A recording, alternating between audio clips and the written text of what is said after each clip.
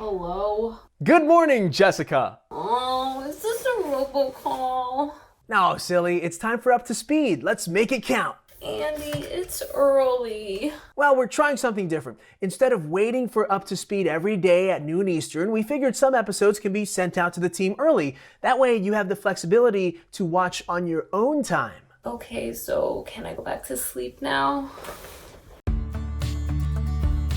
Up and at 'em, friends. Coffee clings to you, and happy Tuesday. Hey, we are 6 weeks away from Election Day here in the US, and today marks National Voter Registration Day. Now, we've got some big decisions to think about over the next 42 days, and Verizon is making sure all of our voices are heard. Let's start with how Verizon Media is once again using the strength of its ecosystem all to empower folks to make an informed decision. All new this year, the 2020 Yahoo Election Hub will serve as a one-stop platform featuring original news reporting, a breakdown of polling data, and a section on battleground states. This is just one of the many ways Verizon Media is creating a comprehensive 360 approach to the issues, all before consumers cast their ballots. Speaking of casting that ballot, our leaders had some amazing news for our V team. If you missed it last week, here's HR leader Christy delivering that news live on Up to Speed.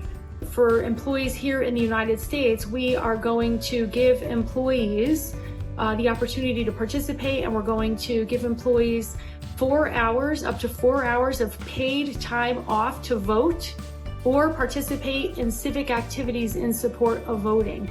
As you can imagine, that announcement continues to garner headlines from major publications, and just as important, our teammates are sharing their appreciation, as those 4 hours of paid time off will go a long way in strengthening the democratic process. If you're looking for a way to volunteer that time, look no further than the volunteer portal. From becoming a poll worker to supporting the voter hotline, these election-related opportunities will help us get to our Citizen Verizon goal of 2.5 million volunteer hours by 2025.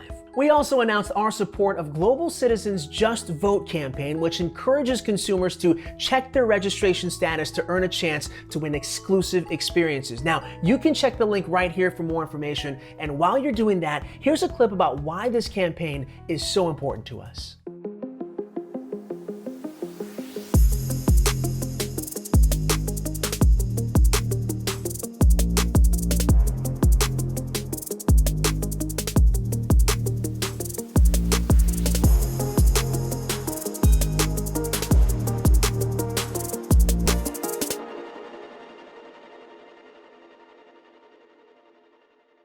Before we go, a little programming note about tomorrow's Up to Speed episode. You may have noticed on your calendars, Wednesday's noon Eastern episode is titled Up to Speed, Up to You, and that's exactly what it is. Time we are giving back to you. Unless big news breaks, we're gonna try and make every Wednesday noon Eastern Up to Speed, Up to You time. So take some time outside, take that training, or just take a break. Now, if anyone asks you what you're doing Wednesdays at noon Eastern, you're watching Up to Speed. You see how that works?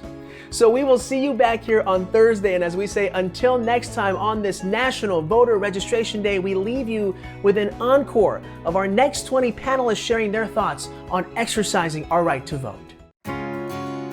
The issue of voting is bigger than any one candidate, one issue, or one party. It was about people using their voices, people using their power, and voting is one of the best ways for people to make sure that the government reflects their values, reflects their community. In this moment, it is the opportune time for us to really advance ourselves, to really move that much closer to become the America that we all deserve. This is the sense. You want to have your voice heard, you have to vote. I've known people who walked 5, 7 miles each way. 7 miles there and 7 miles back. What to do? To vote.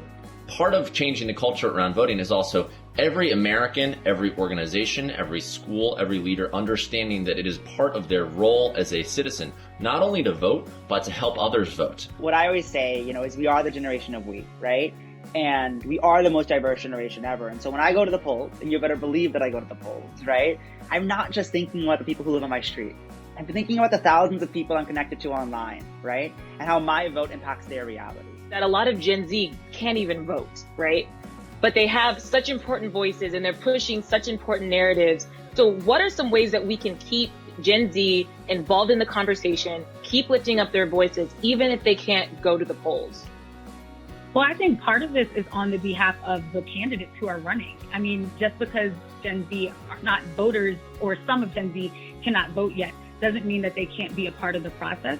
Bringing them on as interns, as digital strategists, as people who know social media way better than the candidates, if we're being honest, is a way to ensure that their voices are still reflected in both the messaging, but also in the policy that comes from it. It's such a privilege and a tool that can drive a lot of change.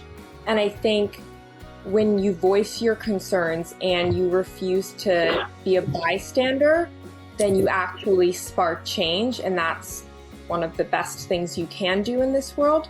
So I think motivating everybody to get out and vote and use their voice and their platform in whatever way that is, I think that's important. That is one of the things that this generation and generations even after me are really realizing, you know, the power of our voice, and that if we don't vote, then we are literally losing our voice. So we're giving up our voice.